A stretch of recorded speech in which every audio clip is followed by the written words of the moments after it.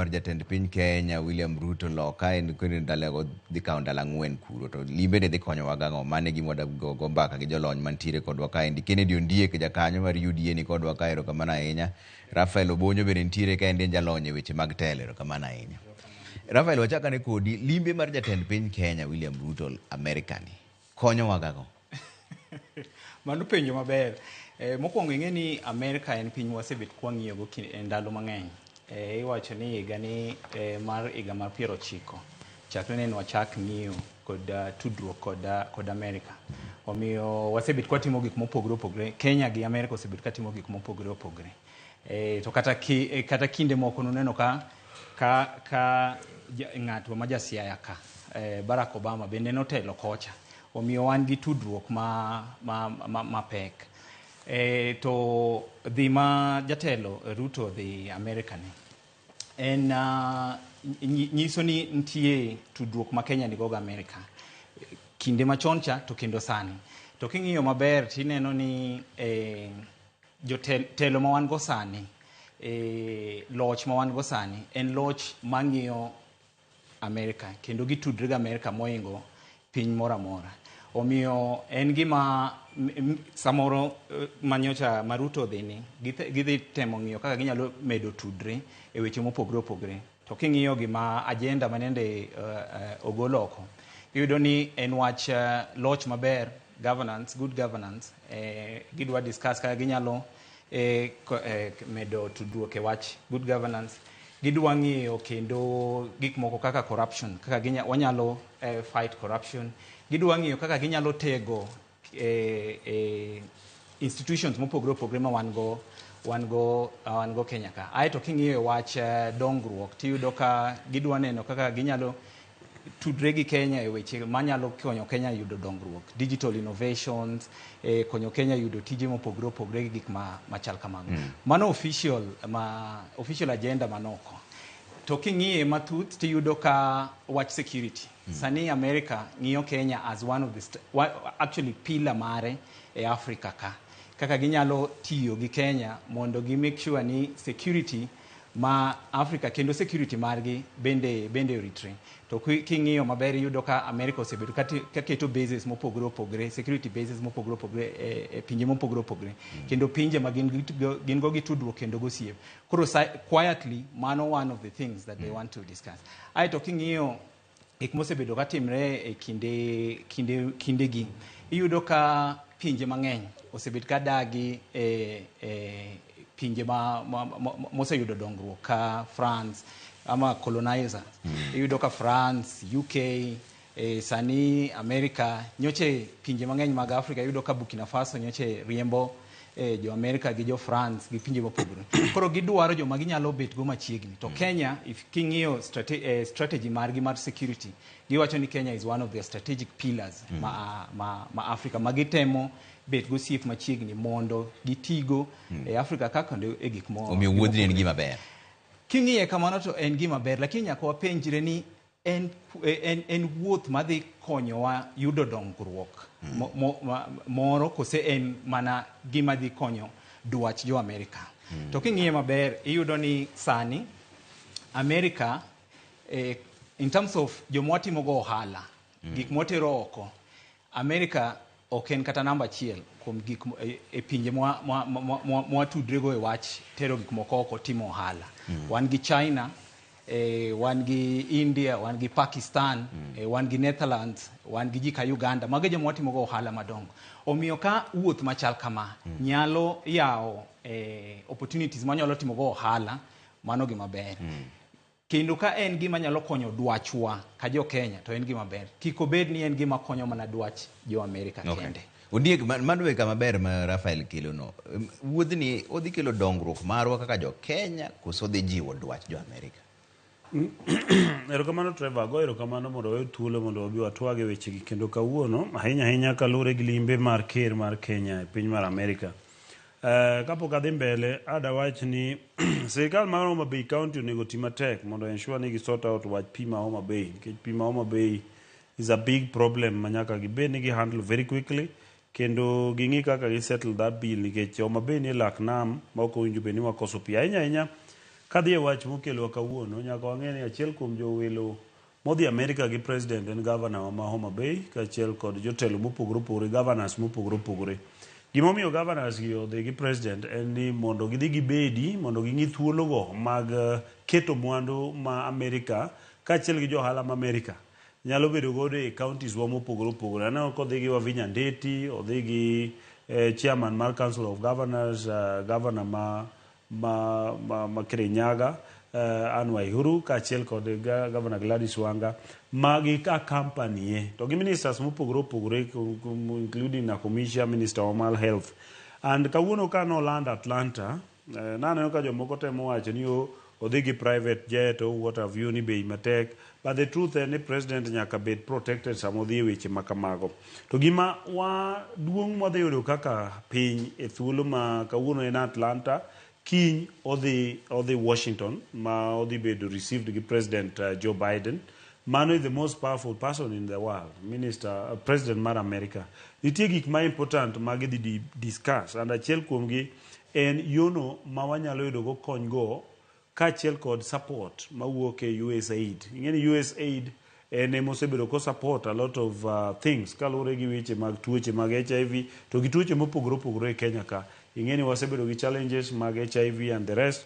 Koro nitiere kwayo moting' mitero gi president mar Kenya kotelne gi Ministry mar Health mondo mi gidhi ging'i kaka inyalo konywa. To an adwa duokowa back e program manotimore between 1959 and 1963 kama Tom Mboya kanotudre gi JF Kennedy ne gitemo mondo giter most Kenyans to the American state mondo mi ne giyud education kaachiel kod placement. Kata kane president mar Kenya osenyiso nodwa tiyo gi presidents mopogore opogore e piny mangima nikech jowa mwagolo universities in terms of our graduates wang'eny maloyo opportunities ma wantiere go. Ko president dhi lobby for opportunities mondo mi Kenyans nyalo dhi e America mondo mi giyud thuologo eko mag andika kaachiel kod thuologo mag somo nikech wang'eyo ni standards magwa mag education nyaka wamaj gi international community and America is a leader in that. And again nyaka wa agree kaka jalony mar weche mag governance wacho ka en president mar Kenya osedhi China. President nyocha in China almost for 3 days kendo nyocha waseneno kodhi to different countries in the east. William Ruto ok dwa bedo strict to the west. En odwa bedo ni kor west koni be entie, east koni be entie nikech wadwaro gite gima wanyalo yudo China opogore gi gima wanyalo yudo America. Ani gima wanyalo golo America opogore gi gima wanyalo golo China. Koro nyiso ni wadwaro all of them nikech wana developing economy. Manyaka wang'i ni to kaka wadongore ere jogo mwanya partner go. Ahinya gima duong' ni almost higa 20 kapok Kenyan president obedo gi such elaborate visit. Pok wabedo gi such serious visit. Uhuru Kenyatta nodhi but nobedo just received once to ne ok gibedo gi bilateral discussions. Koro bilateral discussions mwadhi bedo go sani we expect things to do with kako wacho how to combat corruption. Nikech wan jo Kenya wang'e ni mibadhi e tuo maduong' matuo. An ng'ama dwa telo ne Kenya mondo kony Kenya nyaka many kaka wanyalo kedo gi mibadhi. Ni mechanisms mag nikech wasetemo kaka wang'eyo ni kwano ratego kotami gachiel titeme gariyo.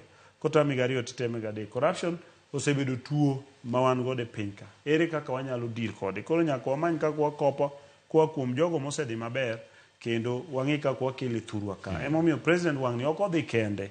Odhi gi jomo opogore opogore. Odhi nyaka gi ministers. Odhi nyaka gi wabunge. Silvans Osoro gi ni wabunge en godo kono. Mondo mi ka giduogo to nitiere chikego ma ginyalo somo kocha ma ginyalo kelo mondo wakal kenjwa ka mondo beni nyalo konyo e chenrogo mag kedo gi madhi kata kedo gi weche momakowa kata moluorowa ka gi ka.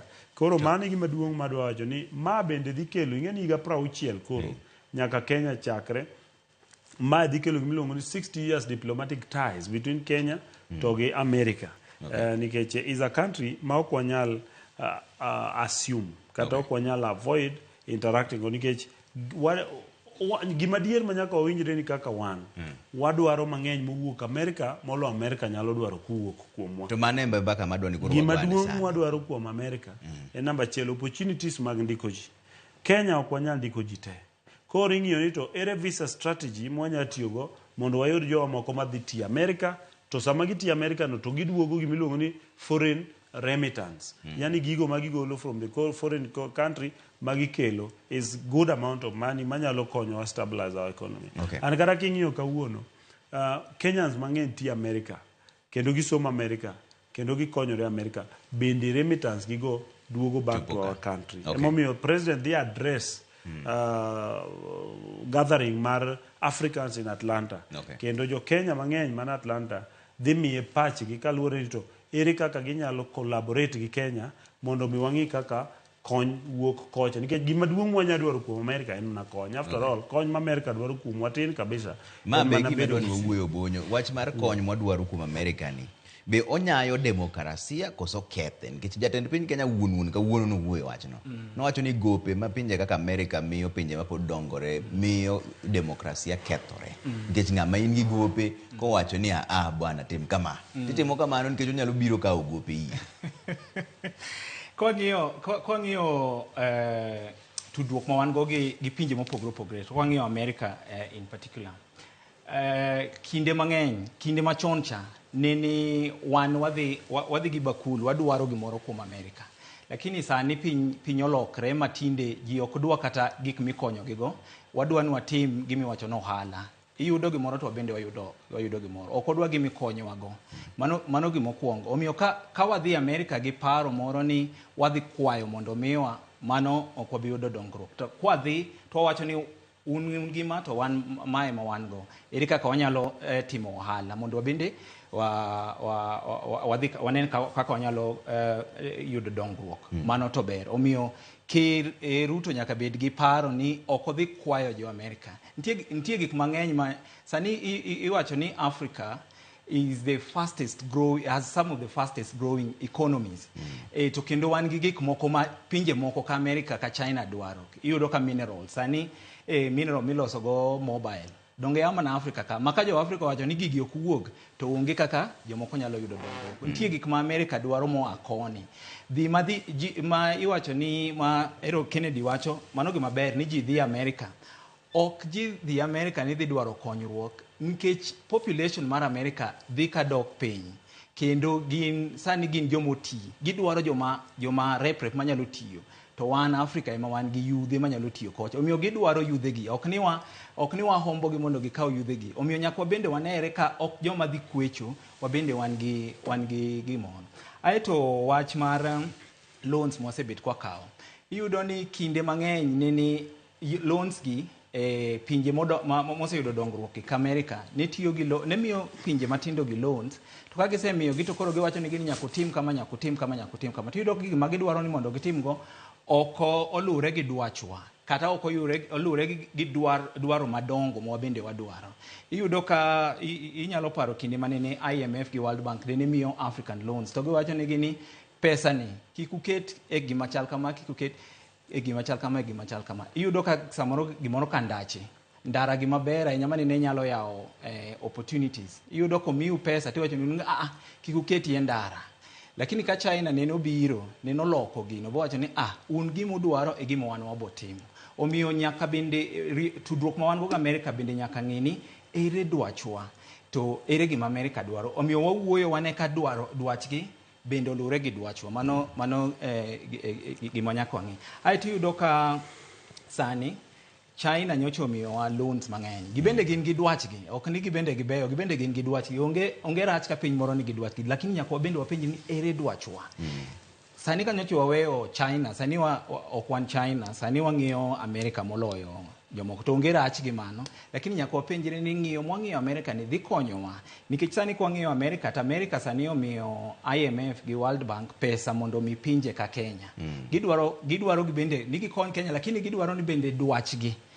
Ka gikonyou, ka gimiyou pesa to bende nyaka ung'e dwachgi. Omiyo wabende nyaka wapenj ni pesa mwadhi kawo ni lure gi dwachwa, dhi konyowa yudo dongruok kose en gima kendo dhi tweyowa. Nikech ka Amerika dhi miyowa pesa to giwacho ni kaka World Bank sani, most of the tax policies more implement largely because wayudo pesa ni kuom World Bank.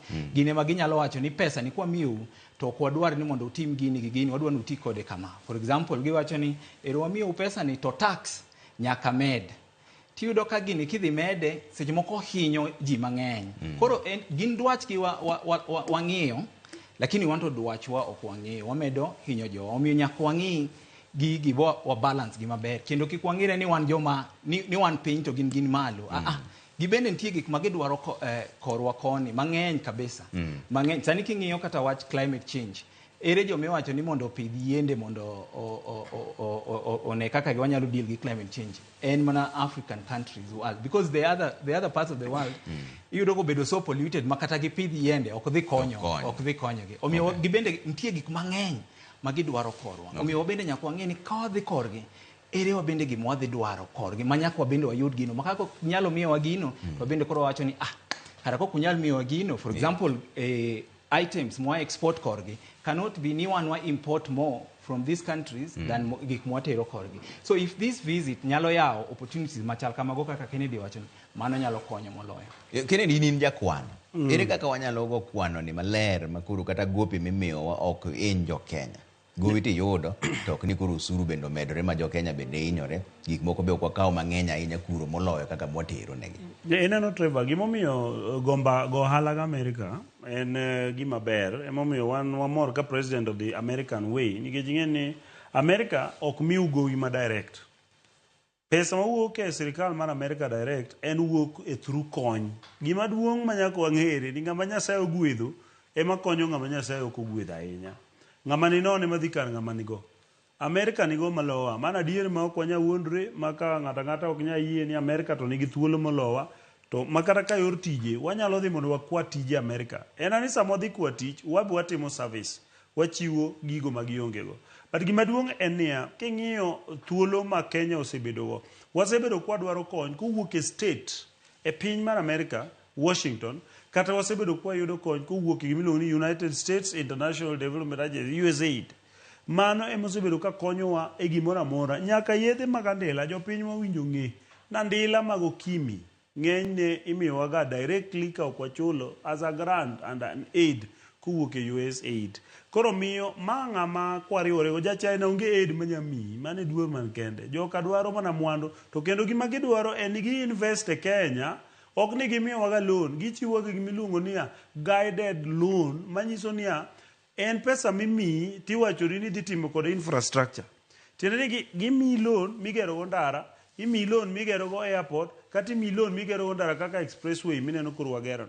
The truth en niya gin gidwaro pesa and then sama gimiyo pesa go gigolo jogi China ema biro tiyo gigi nyiso ni opportunity ma gimiyo kaka jo Africa tin ibiro yuni yaka ndara mathin migero e thurwa kocha ja China mochung' korwako gudu kanyo rito kaka jo Kenya tich ma jo Kenya nyalo tiyo en mana pango kite kata timo tije lwedo. But the main thing en ni China komiyi kony to miyi gi joge mabiro timo gigo. Amerika komiyowa aid to gikawo pesa gitere gimiluongo ni World Bank kata International Monetary Fund ma jowa luongo ni IMF. Gin giyie kawo pesa gi to gitere IMF to IMF miyowa loan. Kata giyie tero pesa gi gimiluongo ni World International Monetary Bond gikete bond gimiluongo jowane luongo ni Euro bond ja. Giyie kawo pesa gi giter koro Kenya negotiate through treasury kaka wanyalo borrow from there. Ok ne gimiyowa direct kaka nineno jo China okawo airport ma Zimbabwe.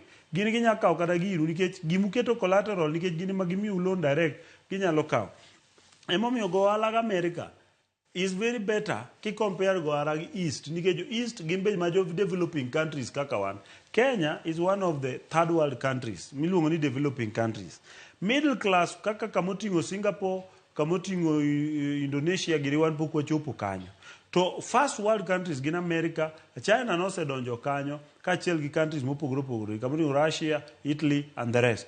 One Kenya was struggle. Emomiyo President William Ruto kata sani ok odhi manyo gowi. Gima nyaka wang'e ni William Ruto ok odhi manyo gowi. Odhi manyo loso lwasino mar ohala mwanyalo gogo ohala gi jo Kenya gi jo America. Ok wadhi manyo gowi. William Ruto nyocho kone ok odwar gowi. Emomiyo nyochoro osuru Kenya ka mondo wabedi gi pesa maka wa operate gi ja America to wa operate a level kaka sovereign countries ma ok beggars. Gima duong' ok wadwa bedo beggars in America, maduong' ok wadwa bedo borrowers in America, ok wadwa bedo jok ma wa live in a borrowed life. Gima duong' en President William Ruto dhi kaka wuono en Atlanta kendo oromo gi jo Africa kendo oromo gi jo Kenya man kanyo. Kodhi bedo gi Biden, three things ma gidhi discuss. Number 1, ere kaka wanya promote environmental management.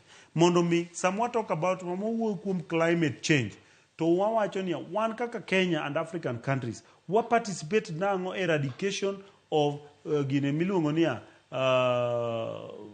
greenhouse gases gin gases kaka carbon dioxide mware emit mwagolo kuom geche maricho and the rest mane momiyo ni winjo kaka tax mar owning a vehicle ikelo mondo wa reduce emission koro mondo wabed e level gi international community and America osebedo a player mar promoting environmental degradation environmental protection kidhi to the east jo east gi oko care in fact jo China oko care kata ka environment waber or not gima duong ne gin gi ohala gi dhi but America tibiro yudo gi ng'iyo ni to ere kaka Africa ni nyalo survive several years even banka gisetimo some particular activity and nyaking'e the company mar oil mayudo oil Kenya ka is American company. They are going to look into how this our oil one nyalo bedo developed in a way maka wa refine e Kenya ka to nyalo duoko bechwa mar mafuta piny maga achiel kuom gik ma President William Ruto odhi mondo discuss kama okay. Nadwa mana wacho kapok ipenjo en mana ayie gi kene e gik moko mowacho lakini adwa mana pogra kode wach mar pinje mopogore nigi dwachgi America nigi dwachgi China nigi dwachgi Russia nigi dwachgi ka gitudre gi pinje mamoko to onge rach piny moro bet gi dwache lakini nyaka wapenjire ni dwachgi ni bende olure gi dwachwa wabende wayudo gimoro kanyo kose en gima dhi hinyowa omiyo mano bende nyaka wang'e king'iyo tudruok masebed go gi America nitie gik mabeyo mwaseyudo lakini nitie gik mang'eny mabende wabende wasehinyre king'iyo kanye meneno ko hinyore king'iyo wach iwacho ni pesa mimiyo World Bank ni ka World Bank omi pesa mondo mi pinje ka Kenya gin gi conditionalities make some of those conditionalities en gik mahinyowa kwa mfano inyalo yudo ka giwacho ni pesa ni kik ti kata e wach skundi utigo mane yo machal kama to unto ungi dwachu uneno nu nyalo pango omiyo idwa nutigo kaka gin gi gidwaro iyudo ni pesa ni kukawe to interest mare dhi bet mamalo to ka ang' udhi chule to odhi hinyou to kok uchule tiyudo ka kendo koro udhi hinyre gik mopogore iyudo ka gik moko ka security gik moko ka infrastructure America ndalo mang'eny nene wacho ni gin ok ginyal support gik moko ka ndeche yet ndeche ne nyalo konyo ahinya in fact mano o change mana kinde makro China ochako support ndeche conditionalities mag World Bank nene hinyo pinje mang'eny ma Africa ka emiyo egimomiyo ng'eny pinje ma Africa neno ringo kuom China ok ni China ber lakini yudo ka China nene gionge conditionalities not that is necessarily good but gimatemo wacho ni nyako bende wang'i dwacho wawach ni ero wadhi yudo gima chal kama ko America nyalo med ni omiyo wayedhi kaka Ondiek wacheno lakini yudo ka gimiyo yedhe to giende giwacho ni ko miyo yedhe bende wadwaro gima chal kama tiyudo gima gidwaro chala ng'ami miyo suit to endo wacho no bo mi soksi kende ko ng'eni mano ok urom ero okonyi gi suit umri maber lakini ento gimomi ama gimodwaro en gima duong' madhi medo hinyo omiyo nyaka wang'i mano bende apogora go wadwa ni matin ing'eyo ka America miyo yedhe for example ing'ena ber ko wach ing'ena jo winjowa winjo ging'e ni ka America nomiyo yedhe kaka mag kedo gi tuoche mag chalo kimi to gi TB mago ego yedhe mwayudo directly from America kendo ka sama ne corona obiro mane ok wanya yudo gi directly from America jowano winjo pek kabisa but gimiyo wagi kendo support ahinya kaka gige raboyunga gin gik ma America nitie kaka goyo wa ejek en ang'o ma America dwaro from Kenya an gima ng'eni America osebedo ka dwaro from Kenya en number 1 en relationship maber yani winjruok miluongo ni gi jo Kiswahili waluongo ni itifaki ma winjruok maber manyalo kelo gimiluongo uhusiano wa kimataifa winjruok mar pinje mopogore at the same time king'iyo pinje kaka sama Kenya owacho ni Kenya nodonje weche mag ni gidhi manyo weche mag ndara adier Jeff kata indalani kata odi ing'eni ka in gi $100,100 kata $10,010 to nyaki balance ni to adwa gedo koso adwa chiemo ing'eyo China nobiro odonjo gimiluongo ni capital investment to America odonjo gimiluongo sustainable development ing'eni sustainable development en ong'iyo ni to ere kaka wadongore pile kwadhi ta China kobiro to biro gi capital development tiende ni kao pesa tikete gigo eko migero madhi konyo e yor yudo ohala mopogore opogore while samoro ok inyal survive sama igedo kata in ok inyal kawo pesa ma in go tigedogo kionge gi pesa midago inyalo kawo kata 3,000 ichul rent timed survive molo kapok yudo pesa michudogo. Koro China ka nodonjo to nokawo jo pesa mang'eny okete ndara. Gini yudo ka jo China ng'eny nderni te migero Kenya ka 90% igero gi jo China. Chon ne ka China pok obiro ni yudo ka ne wan gi ginene jo Israel ema ne gedo to niyudo ni ne gibedo komigi tich gi sirikal mar Kenya. To sama jo China nobiro koro gigero nderni mag Kenya gi pesa ma gimiyowa loan gi jogi ma jo jela ma gikelo ma gitiyo Kenya ka.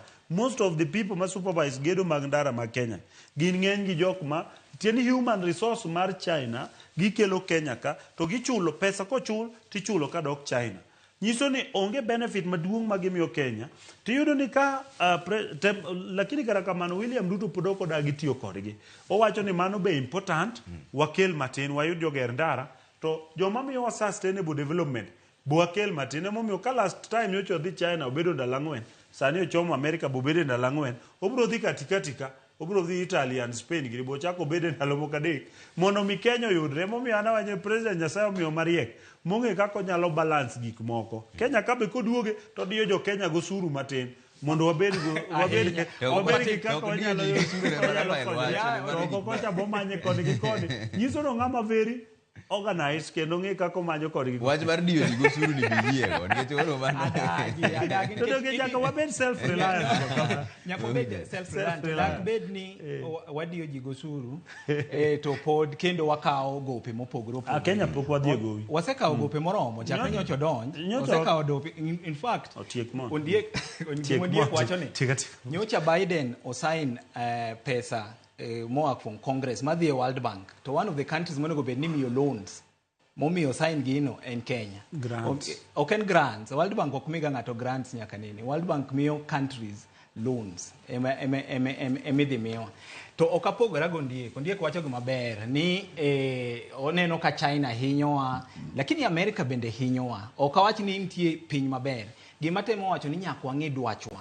Kwa dhi ka China kwa bedo kod gi deal kata gi tudruok mora mora to wapenjire ni erogin gidwa loso nwa ndara er gima wayudo koa kuom gima gidwa loso ni en gima dhi hinyowa en gima dhi miyowa opportunities mopogore opogore. Omiyo the problem ok en ahinya pinje madongo gin wan nikech wan kwa dhi e mesa kacha to wiwa wil gi gima onego bed nwang'iyo ka dwachwa kendo dwachwa ma wiwa wil gi dwachwa koso gin gi teko molowa koro nyiso ni nyaka idog chien nikech ng'ato kohewi ting'eni dwachi ok ochuna inyalo chopo gi dwachi to ng'isi ni hapana. To mano ka dok manende Kennedy wacho anyalo wacho ni wan gi options mang'eny.